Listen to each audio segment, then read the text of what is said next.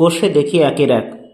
বলেছে একের এ প্রত্যেক ক্ষেত্রে একই মান পায় কিনা দেখি। আগের দিন আমরা সরলের নিয়ম বুঝিয়েছিলাম, তোমরা না দেখে থাকলে ভিডিওটা দেখে নিবা।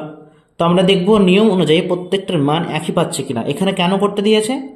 যেহেতু চিহ্ন এবং ব্র্যাকেটের পজিশনগুলো, সংখ্যার পজিশনগুলো আলাদা আলাদা দিয়েছে, তাই তোমাকে এখানে পরীক্ষা করে নিতে চাইছে যে তোমার উত্তরগুলো প্রত্যেক ক্ষেত্রে একই পাচ্ছ কিনা সেটা দেখব। কারণ যখন ব্র্যাকেট চেঞ্জ হবে, চিহ্ন চেঞ্জ হবে, পজিশন চেঞ্জ হবে, তখন কিন্তু অ্যান্সার সবসময় একই আসবে না, বা একই কখনোই আসবে না।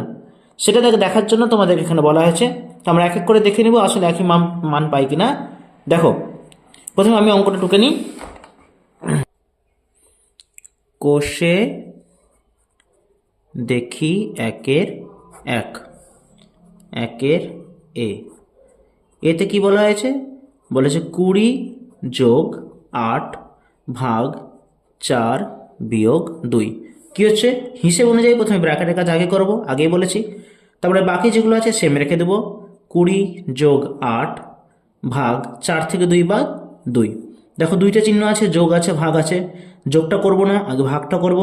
তাহলে 20 রেখে দিলাম, যোগ রেখে দিলাম। 8কে 2 দিয়ে ভাগ করলে আমার হবে 4। তাহলে 20 আর 4-এ 24। প্রথম ক্ষেত্রে এলো 24। বিয়ের অঙ্কটা দেখি। বিতে বলা হয়েছে, ফার্স্ট ব্র্যাকেটে দিয়েছে 20 প্লাস 8 ভাগ ব্র্যাকেট 4 বিয়োগ 2। এখানে কি হচ্ছে? দুটো ব্র্যাকেট দিয়েছে, ব্র্যাকেটের কাজ দুটোই, যেহেতু ব্র্যাকেটের কাজ প্রথমে করে নিতে হয়, ব্র্যাকেটের কাজগুলো আমরা করে নিব।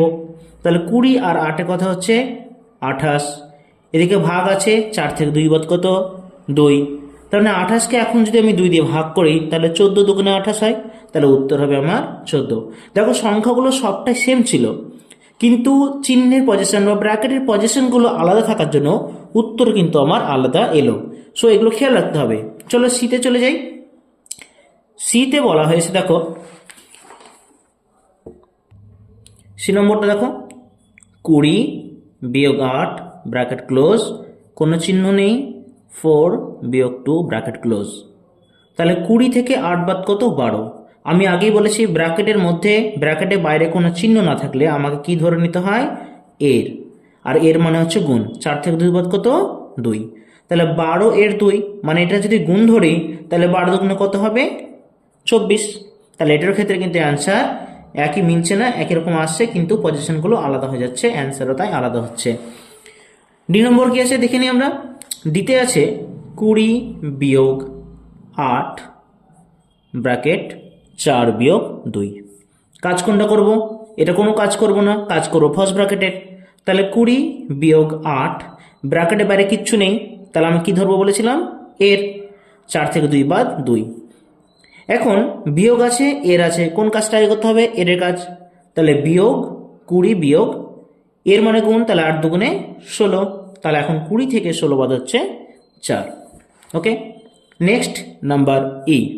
কি বলা হয়েছে দেখো, 20 যোগ 8, বই থেকে অবশ্যই মেলাবা, ভাগ 4 বিয়োগ 2।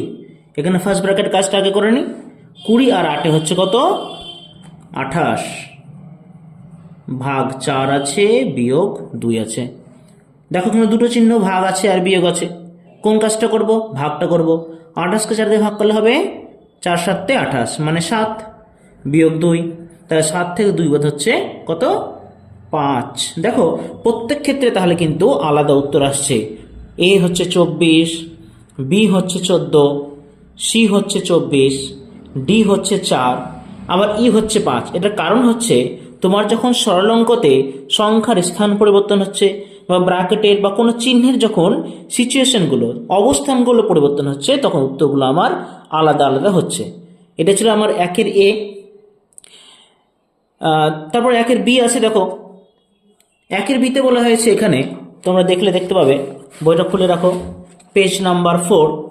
তাতে বলা হয়েছে যে 12, 6, 3 ও 1 দিয়ে নিজে একই রকম সরল অঙ্ক তৈরি করে। এটা তোমরা করে নেবে, এরকম চেষ্টা করবে। চেষ্টা করলে কি হবে, তোমার অঙ্কের যে ব্যাপারটা, অঙ্কের যে তোমার দক্ষতাটা, সেটা কিন্তু বাড়বে। তোমরা অবশ্যই এটা নিজেরা করবে।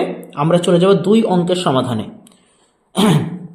এখন তো অঙ্ক তো আমার হয়ে গেল, আমরা পরের ভিডিওতে 2 নম্বর অঙ্ক নিয়ে আসবো।